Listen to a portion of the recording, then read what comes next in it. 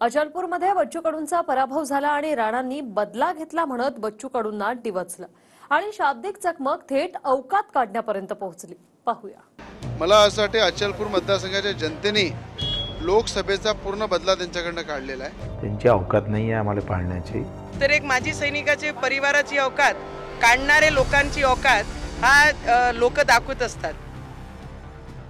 अचलपूरमध्ये बच्चू कडूंचा पराभव झाला आणि आता शाब्दिक चकमक अवकात काढण्यापर्यंत आली। लोकसभेचा बदला घेतल्याचं रवी राणा म्हणाले। त्यानंतर बच्चू कडूंनी मला पाडण्याची राणांची अवकात नाही असा हल्ला बोल केला। त्यानंतर पुन्हा नवनीत राणांनी बच्चू कडूंना जनतेनंच अवकात दाखवल्याचा पलटवार केला। मला असं वाटते अचलपूर मतदारसंघाच्या जनतेने लोकसभेचा पूर्ण बदला त्यांच्याकडनं काढलेला आहे।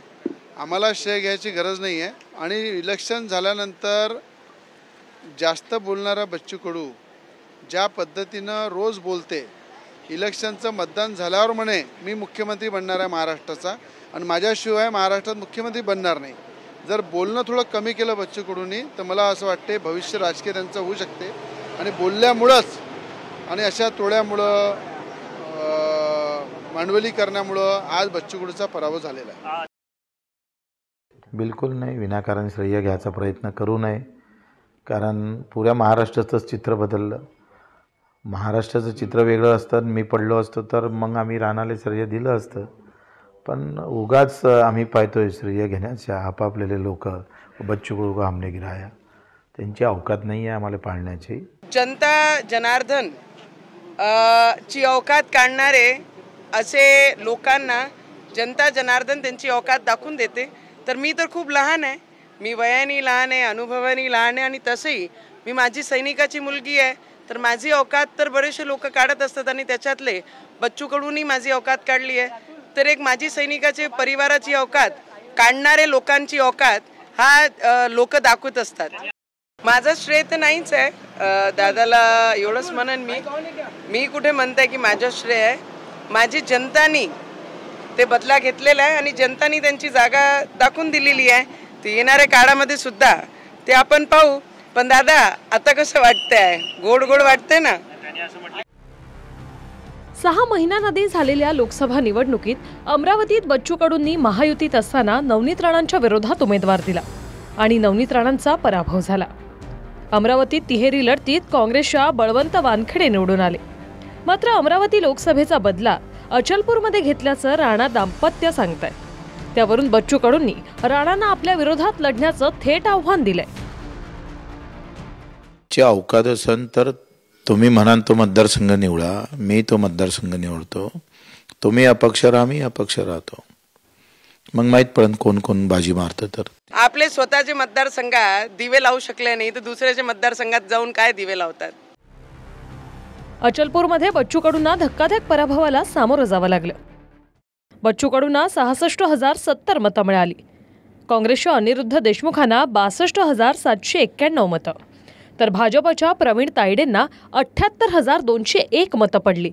12,131 मतांनी बच्चू कडूंचा पराभव झाला। आता पुढची दिशा काय? सत्तेसोबत की सत्तेच्या विरोधात याचा निर्णय 29 आणि 2 तारखेच्या बैठकीत घेणार असल्याचं बच्चू कडू म्हणाले। काय भूमिका असणार आहे आता प्रहारची आगामी काळामध्ये, आगामी निवडणुकांमध्ये? एक कल घेता लोकांचा का सत्तेत का सत्तेच्या बाहेर, झेंडा का सेवा, असे 4 प्रश्न आम्ही लोकांना विचारतोय। त्याच्यातून जो कल येईल त्याची 29 तारखेला आम्ही मुंबईला एक बैठक ठेवली। 2 डिसेंबरला राज्यातलं 1,000 कार्यकर्त्याच्या प्रमुख कार्यकर्त्याचं अधिवेशन ठेवलं। त्याच्यातून मग निर्णय घेऊन समोर जाऊ। या बच्चू कडूंना आमच्या महायुती सरकारनं जे पाठबळ दिलं, त्याच्या धोरणं मान्य केली, दिव्यांगांची धोरणं मान्य केली, अशा सगळ्या सरकारशी प्रतारणा करून त्यांनी जे विश्वासघात दाखवला आहे, मला वाटत नाही की त्यांना आता महायुतीमध्ये सुद्धा सामील करून घेण्याची आवश्यकता आहे। निर्णय नेतृत्वाने घ्यायचा आहे। सरकारचं पाठबळ घेऊन ज्यांनी आपलं मोठेपण मिळवलं, अशा सरकारशी अशा युतीबरोबर विश्वासघात करणाऱ्या लोकांना भविष्यकाळात बच्चू कडू असेल आणि कोणी असू देत त्यांना घेऊन असंच आमचं मत आहे। शिंदेनी बंड केल्यानंतर बच्चू कडूही त्यांच्यासोबत गुवाहाटीला गेले होते। आपणच बच्चू कडूंना गुवाहाटीला जाण्यासाठी सांगितलं, स्वतः फडणवीसांनी सांगितलं होतं। पण लोकसभेपासून बच्चू कडूंनी ट्रॅक बदलला. आता बच्चू कडू 8 दिवसात पुढचा निर्णय घेतील. अमरावतीहून स्वप्नील लोमपसह ब्युरो रिपोर्ट, TV9 मराठी.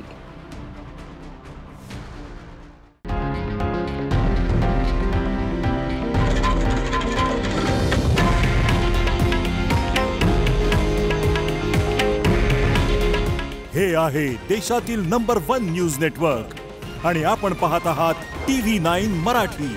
काळजी तुमची, हित महाराष्ट्राचं.